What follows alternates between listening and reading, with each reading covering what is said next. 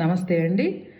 ఈరోజు భరించలేని ఇంకొక నిజం చెప్పనా? ఈరోజు శుక్రవారం అవడం వల్ల చాలామంది పులుపు తినము, ఉపవాసాలు ఉంటాము అని చెప్తారు.